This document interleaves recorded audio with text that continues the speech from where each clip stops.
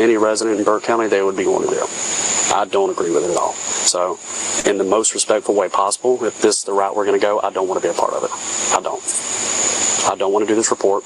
I don't want to be a part of this. And I'm not trying to disrespect either one of you, but if this is the route we're going because of who he is, I don't want to be a part of it. He fired that deputy for standing up for what was right.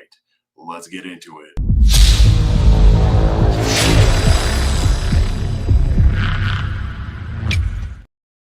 Hey, what's up, guys? Long Island Audit here. Back again with another video. Thank you all for joining me for this live stream. Please take a moment and hit the like button and share this live so it could be seen by as many people as possible.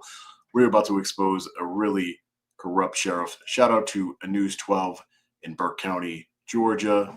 Let's get into it. Connections, political favors, unequal justice, whether it's DUIs, assault and battery, and in this case, family violence. The sheriff has placed himself between the law and his allies. 911, what's location of emergency? My daddy just got stuck freaking windshield. It's close to my house. Got stuck freaking windshield in my car. Okay, what's your dad's name? Andy McCaffrey. On a late Sunday night, August 18th, Waynesboro PD received a domestic disturbance call. The caller is Mackenzie McCaffrey, telling 911 she and her dad just had a heated argument. Please find Andy McCaffrey parked on the side of the road right up the street from where his daughter called 911. 1503 dispatch, can we have the suspect's name, please? Male subject coming Andy McCaffrey subject. Andy McCaffrey is a Waynesboro business owner and connected to Burke County Sheriff Alfonso Williams. Really? Connected to the sheriff? I'm sure he's going to be treated very fairly, and justice is blind, right? In May of last year, the I-Team found county documents showed the sheriff's office rented a building owned by Andy McCaffrey. Here's McCaffrey in Facebook photos at a fundraiser for Sheriff Alfonso Williams' campaign.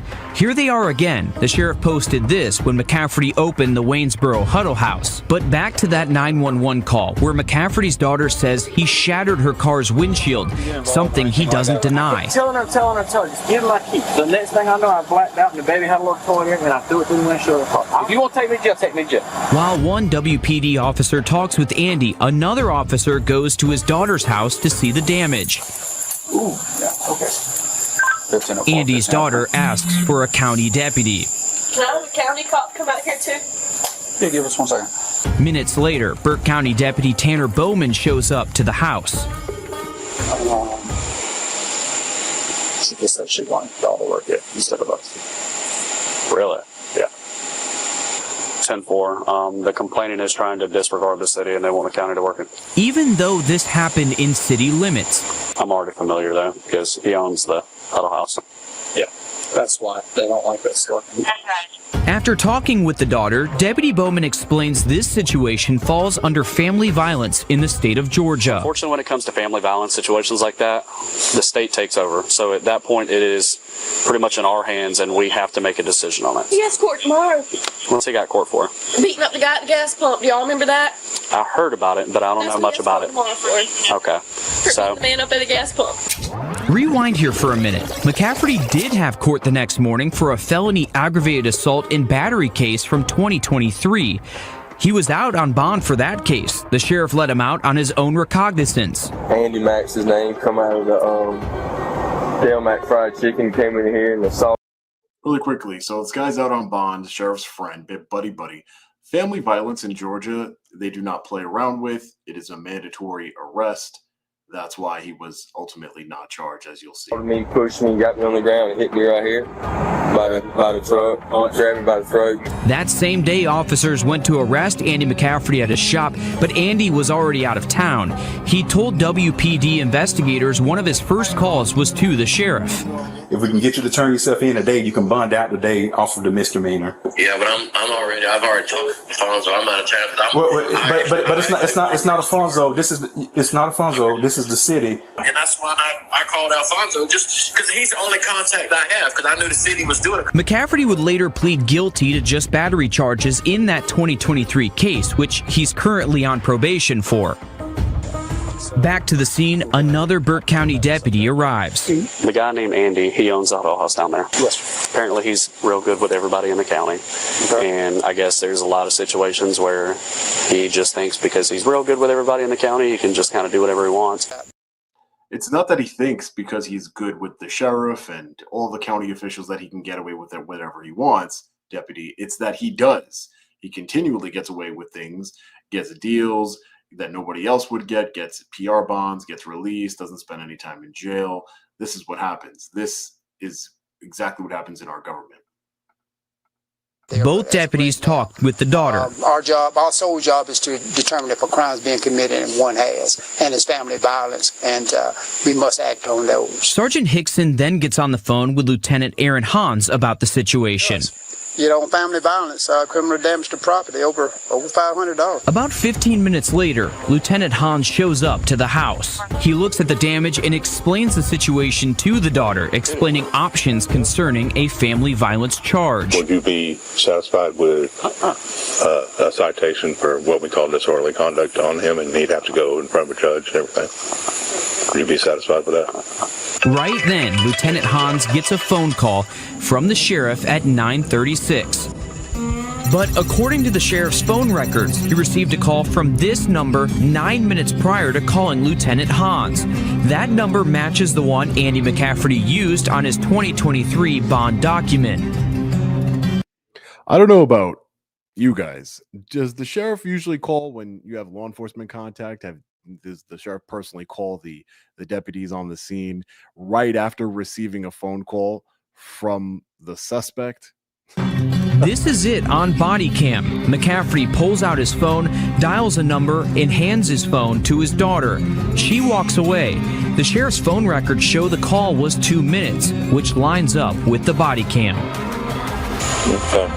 So as far as the report, just do a disorderly conduct instead of family violence?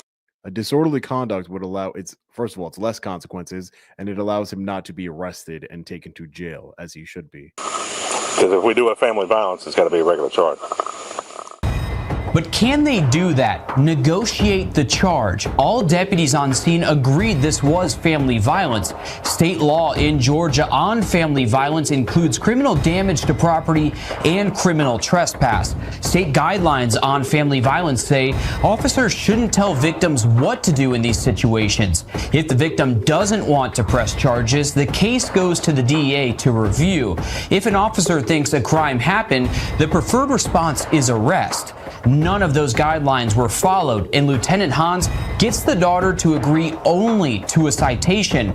Everything changed after the sheriff made a phone call. That was car one. Disorderly conduct. Go down there and give him a citation for the disorderly conduct. I think y'all can get that figured out. Okay. Are you okay with that avenue? Why are you asking her if she's okay with that avenue, deputy? I mean, you already got your orders from the corrupt sheriff Alfonso Williams. I thought you said this was your decision. It was. Until other people got involved. Deputy Bowman pulls the supervisors aside. All I'm saying on it is, I understand. Okay. What we're about to witness right now, this is why no good cops exist. And I'm going to be bringing on a former law enforcement officer on the channel live so he can explain to you why there are no good cops. You know, I have my own opinion on that, but this is what happens when good cops try and do something. But at the end of the day, if this was any resident in Burke County, they would be going to jail. I understand. Okay. But at the end of the day, if this was any resident in Burke County, they would be going to jail. I don't agree with it at all. So, in the most respectful way possible, if this is the route we're going to go, I don't want to be a part of it. I don't want to do this report. I don't want to be a part of this. And I'm not trying to disrespect either one of you, but if this is the route we're going because of who he is, I don't want to be a part of it. Understood. Well,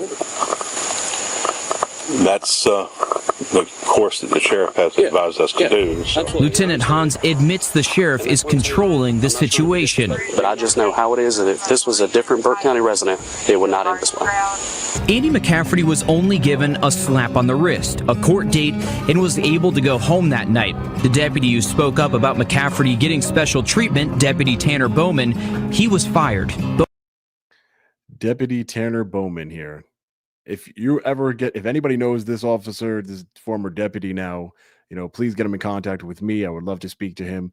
It takes guts to stand up to supervisors and the sheriff himself when you know that the sheriff is actively involved in the situation. This is the sheriff's friend, and to stand up and say, I don't want to be a part of this. I don't want to be a part of this cover up. I don't want to be a part of this corruption, preferential treatment, selective enforcement of the law.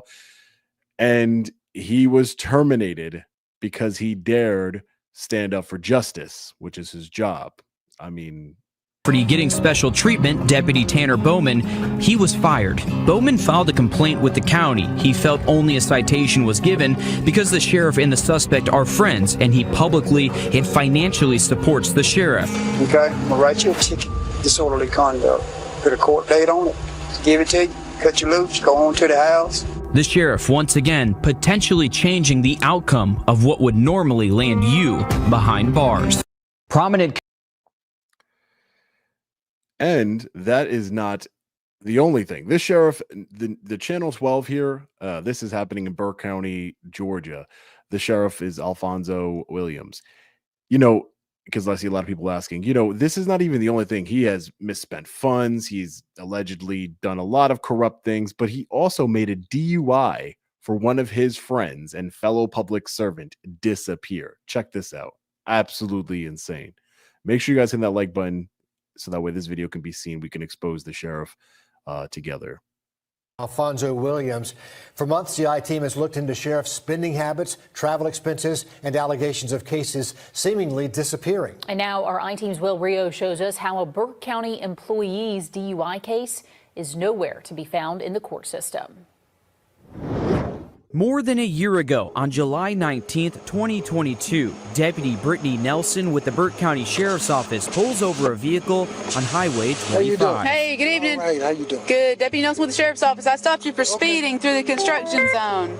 I wasn't doing but 60. You were going 80 when you passed me. What? The driver of the vehicle is the Assistant Director of the Burke County Rec Department, Robert Allen.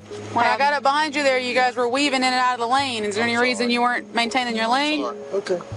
I mean, I'm just asking why. Okay. Is there any reason you weren't able to stay in your lane? Okay. Okay, or yes, or? I'm good. Okay. Yeah. Is there any reason you couldn't stay in your lane? Okay. I mean, this guy should have had attorney shield if you wanted to really, protect his rights, but. Okay. But you got anything to drink tonight, Mr. Allen? Name drop. I had a couple of beers, so I'll be heading home. Allen tells Deputy Nelson he was coming from a party in Augusta and was on his way home. At that time, Deputy Richard Fuse stops to help Deputy Nelson with the traffic stop. You want to do an eval? Because he admitted to drinking and he was blowing past me at 80, and when I got up behind him, he couldn't even maintain his lane. Deputy Few approaches Allen's car. Recording. Sheriff's office. You had any drinks tonight, sir? Huh? Anything to drink tonight, sir? Some beer. Yeah, that's about all. Robert Allen says he had those drinks about an hour prior to being stopped. He agrees to do some tests to make sure he's able to drive home. Send to some standardized testing for me, sir, just to make sure you're able to drive. Yeah. Okay. You just hop up on me real quick, sir. All right. You can sit up on the front of the bumper. Front of the bumper? Yes, sir. That's more comfortable for you. Allen sits down on the front bumper of Deputy Nelson's patrol car. You sit down. Huh? You sit down. Sit down. Sit down. Yeah. All right. This is good. You urinate on yourself?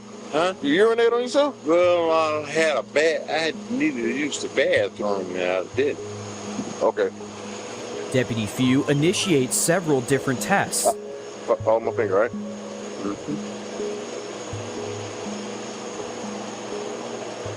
Now you gotta follow the tip of my finger, okay? Yeah.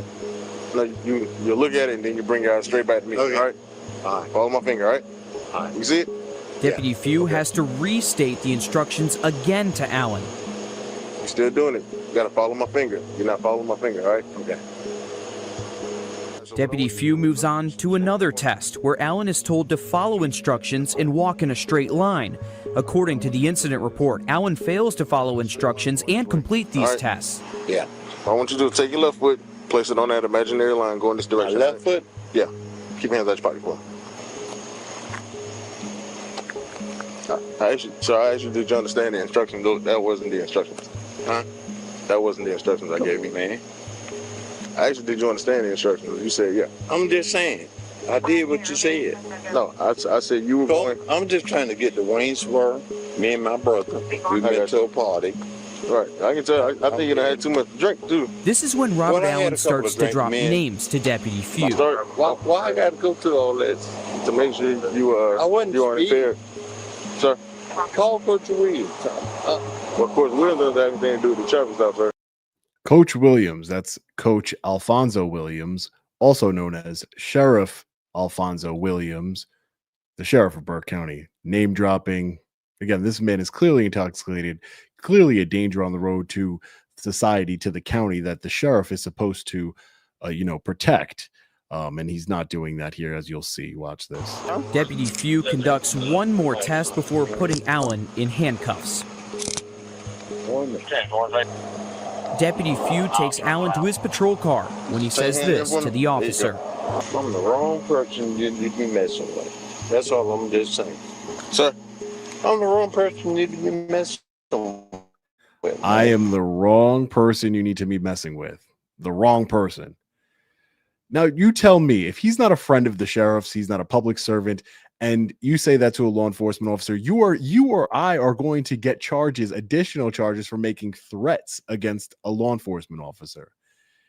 The hypocrisy, the rules for thee, not for me, it's insane. I got you.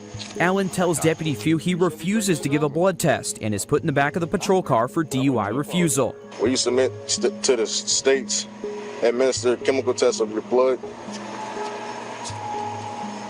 I just need a yes or no answer. Sir? There's nothing wrong with me. I just need a yes or no answer, sir. For the sheriff to make this all go away and disappear is insane. So you do submit to a blood test? There's nothing wrong. I mean, I just need a yes or no. I just need clarification, yes or no. No. No? Okay. Go ahead and slide your feet in for me, sir. At the same time, Deputy Nelson talks with Allen's brother. And as long as you're not intoxicated, I'll let you drive his car home tonight, okay? All right, just sit tight for me. Deputy Few lets Allen's brother talk to him while he's in the back of his patrol car. Robert, you want me to let Ryan know? More names are dropped. And where y'all going at, to Waynesboro? Yes, sir. The Burke County Sheriff's Office? Yeah, Burke County. Yes, sir. Okay. Well, Alfonso, the sheriff? Yes, sir. Yeah, I know. Okay. Right after, Allen's brother talks with Deputy Nelson at her patrol car. He tells Deputy Nelson he'll follow them to the detention center while dropping more names in the process. I know Alfonso and my sister-in-law is Alberta Anderson. Oh, okay. You might know her. I know the name. Alberta Anderson, she's state representative. The I-team requested the a state representative. Arrest and booking report from the Burke County Sheriff's Office. According to the report, Allen was arrested at 11:02 that night. His mugshot was taken for DUI, failure to maintain lane, and speeding. Allen was later released on bond at 12:47 a.m. But what the I-team found, the Sheriff's Office is the only agency that has any information on Allen's arrest. The reason for this is because Burke County Sheriff Alfonso Williams didn't send the case forward for prosecution. The I-team obtained a recording from a meeting held with his staff addressing questions of recent allegations the I-team previously reported. Look at what you're about to hear the sheriff admit to on audio. Yeah, there were some specific questions about the DUI. I think you and maybe Brittany Nelson or somebody got upset because helped the guy with the DUI, guy who coaches out here, the rec department. Been there, kind of coached 40 years. And he's coached out as a kid. Yeah, he was pissy drunk. And I didn't send the case forward for prosecution. we didn't take his fingerprints or photograph out of the computer. We just didn't send it forward to the prosecution. That's an agreement that I have with the solicitor. We checked case management. Nothing shows up for the case number or Robert Allen's name. The I-team went to the Burt County State Court office where misdemeanors are handled. The case manager at the state court office told the I-team this is the first time they're seeing paperwork. They even told us the Solicitor General, Matt Franklin, did not have information on Allen's case. But I thought that he had an agreement with the Solicitor General.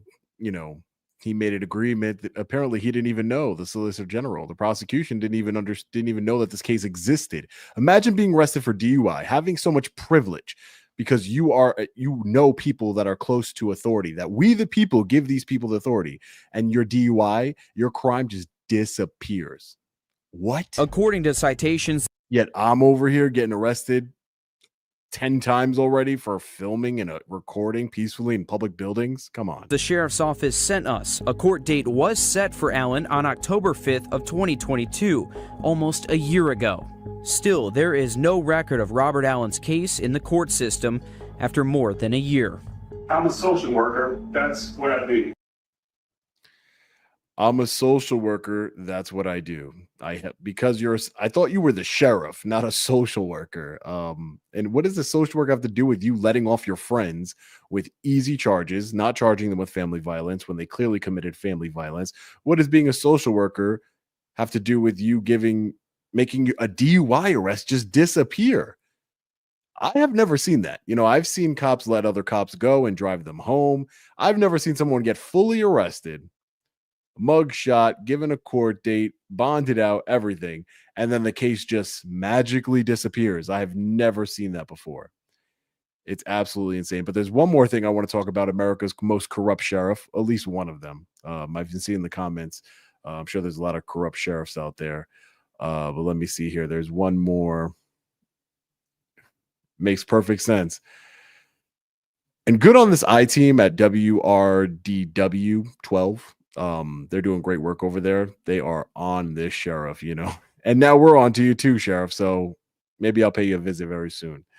This is the sheriff's ex-deputy who she alleges in her federal lawsuit sexually harassed.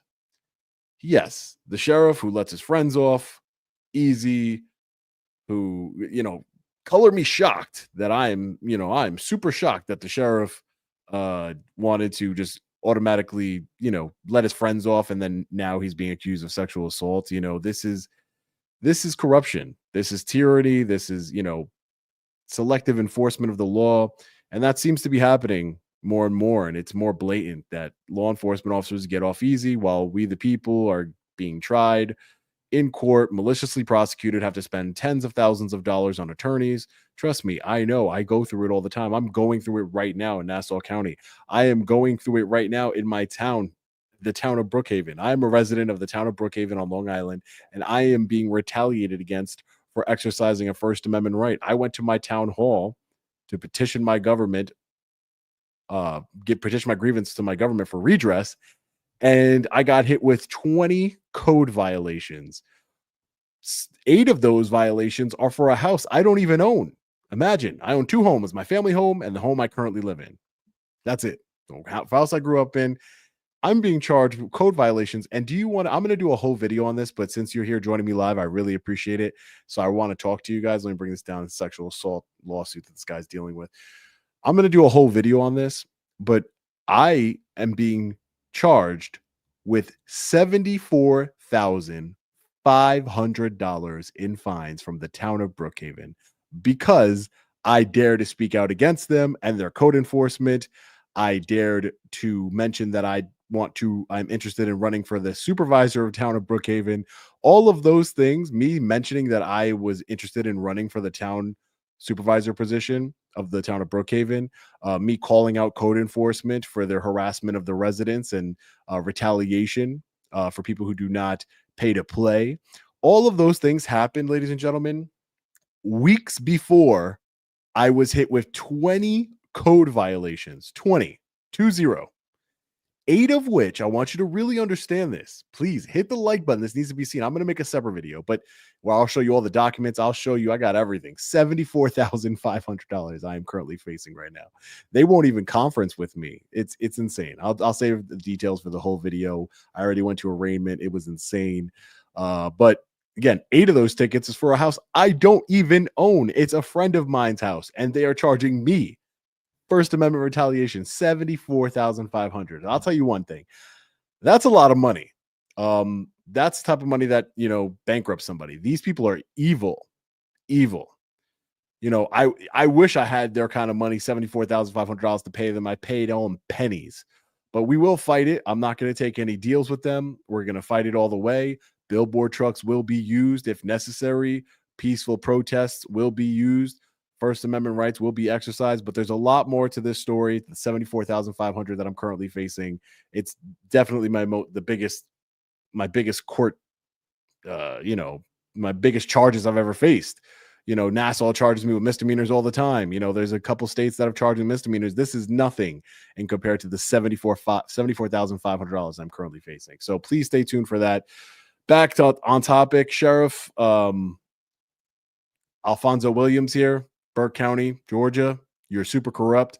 Do better. You have to, I don't know how we got to let people know in this county to not vote him into office. He should be charged by the FBI. I mean, this is ridiculous. Making crimes, people's charges disappear. That's not his job. He doesn't have the authority to do that. Sexually harassing people at work. Everything that he's taken part of, giving less charges to your friends and business owners because they donate to your campaign. Come on. It's ridiculous. Stay tuned. I have a lot more coming. We're not done talking about Robert Brooks either. We'll be going to the correctional facilities again to peacefully exercise my rights. So stay tuned for all of that. I want to say I really appreciate all you guys' support. Thank you for all the super chats that everybody sent me. Thank you so much for joining me. As always, stay safe. God bless. I'll see you in the next one. Long Island Audit. Peace.